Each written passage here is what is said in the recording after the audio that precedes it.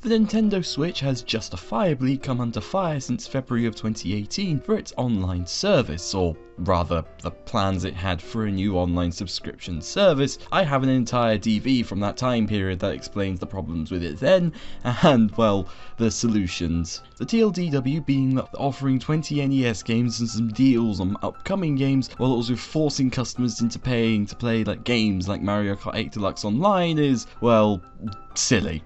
It's been 7 months, Nintendo went back to the drawing board after justifiable backlash, and, well, Nintendo has been hard at work to revamp the entire feature set for their proposed online subscription service. Oh.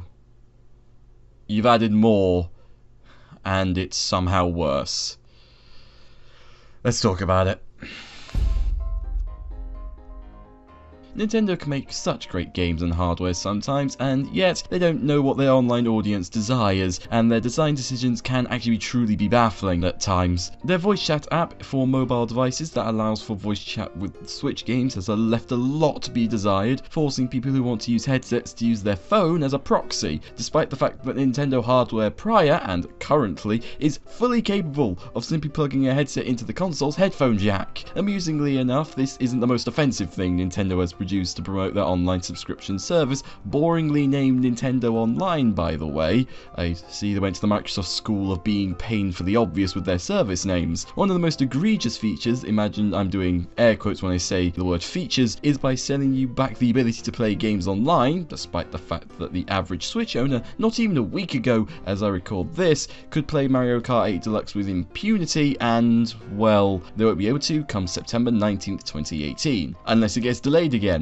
I'm very late. There are people who will defend Nintendo on this feature by saying, oh, but they've always said that the Switch's online was never going to be permanently free, and that's true. Nintendo did indeed utter words similar to those spouted out by an overzealous Nintendo fanboy. However, my counters to this are twofold. First fold, doesn't make it right and acceptable to pull a stunt like that. When I talked about it last time in DV Nintendo Switch Sins, I pointed out the reason why they're pulling this move. It was to make players more likely to buy into the online subscription service later on down the line. If you can get your audience to buy the system when the online service is free, then people might just buy the online service to keep playing their favourite games that they've paid for. The second fold is the small and very confusing footnote is that they have exempted all free-to-play games from Nintendo Online, meaning that you can play Fortnite on Switch with your buddies on PC and PS4 without Nintendo getting any more of your cash. What seems like a pro-consumer move on the surface, dig a bit deeper and then you realise the hypocrisy of this free games get free online system. Hell, it took me a good week to work it out myself. I'm genuinely surprised, it's rather clever. People who have paid for a game are getting treated worse than those who haven't spent a dime. A player who enjoys playing Splatoon 2, a mostly online focused game, will have to pay money just so they can play the game properly, versus a player who predominantly plays Fortnite won't have this problem, though both have to put up with the Nintendo Switch mobile voice chat app we discussed at the top of the video, so there's that, I guess. If free games get free online,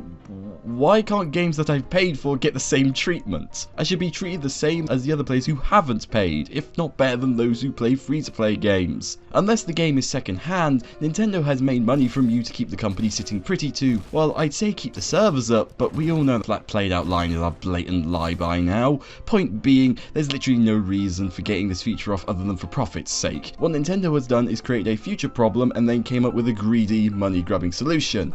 There's more features that should be standard on the Switch that is part of this Nintendo Online service, such as the ability to keep saves in the cloud. Like the PS4, Ninty requires the subscription to make use of this free on PC and Xbox One feature. If your system breaks, you have a backup of your games' progress stored on the cloud, which will happen, statistically speaking, even on PC, and this in turn holding the option for cloud saves for ransom to keep you renewing your subscription. This is doubly annoying on the Switch, because unlike its competitors, it's a hybrid console meant to be taken out and about and can be played at home via its dock. So like the 3DS before it, backing up saves needs to be an option somewhere on the console, be it cloud or locally. If and when a player's Switch breaks, their save data will be lost through no fault of their own. Even ignoring the cloud save's inherent usefulness usefulness for something like the Switch, the cloud saves don't work for certain games, notably multiplayer games, such as Splatoon 2. Nintendo claims is to stop item duplication and online cheating, which is some grade A BS if I've ever heard it. Cheating is already a problem in Splatoon 2 before Nintendo Online was released, and it's not because of save file manipulation. To get a bit technical, and I will make it a bit brief, the Switch is powered by an NVIDIA Tegra chip, which, to massively simplify things,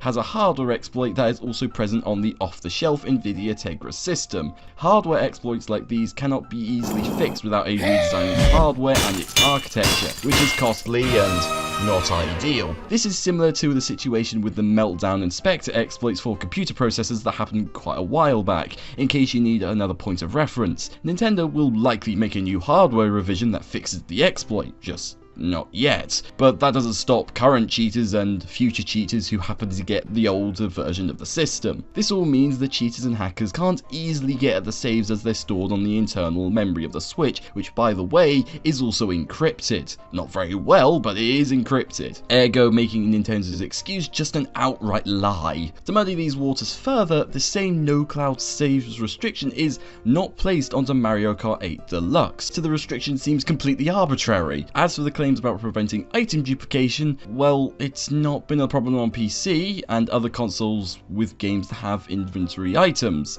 so I'm not sure how the Switch can be any different, to be honest. Most of your unlocks are stored like in the cloud, not part of the save system, and I hope it's like that on the Switch. Neither should come in contact with each other. It should be pretty obvious, but cloud saving should apply to all games, no matter the genre, no matter the risk. RPGs and life simulation games are time sinks, and if you lose progress on either because your system stopped working for whatever reason, then the peace of mind that the save data isn't lost shouldn't be weaponized as a feature to hold to ransom for an online service. It should be standard. Same goes for you, Sony. Though credit goes to Sony for keeping the save data on their servers for a few months before wiping them should you not renew your PS Play subscription for whatever reason. Nintendo, on the other hand, were ambiguous and cannot guarantee that your cloud save will still be on their servers if you renew your subscription 2 weeks later, so that's nice to know. And then we come to the NES games. Oh, these lovely things that Nintendo can't seem to stop flogging. There's 20 of them at launch, with more being added soon, which is Nintendo speak for whenever we feel like it. That certainly fills you with confidence.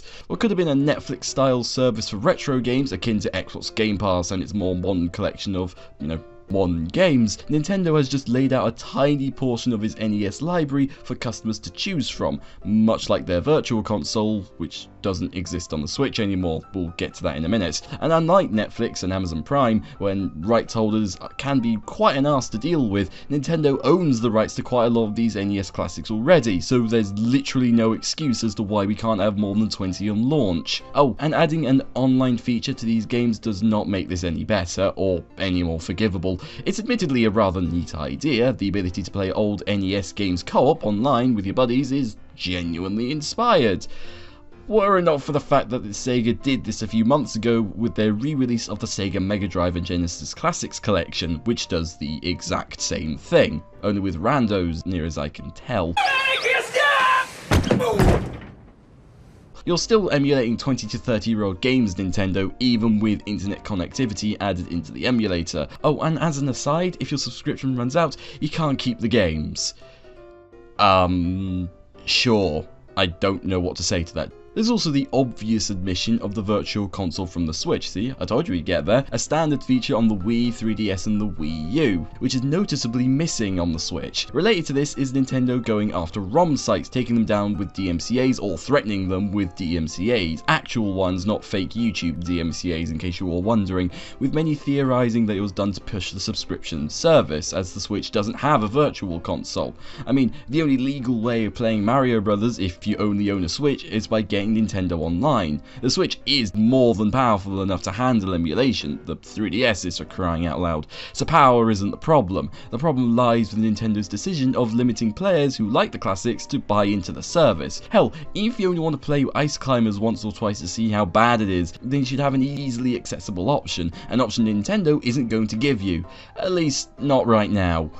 I could go on, of course, pointing out many other flaws in Nintendo Online, such as the non-specific deals that they've coyly teased, as if we're not frustrated enough already. But to end this video somewhere, and all I can hope is that Nintendo sees the overwhelming negative reception to their online subscription service and have to rethink it. Again, it's not a good look, is it? And with that, I thank you very much for listening. Can I talk about cross-platform play now? I think I've waited long enough. More than a bloody year.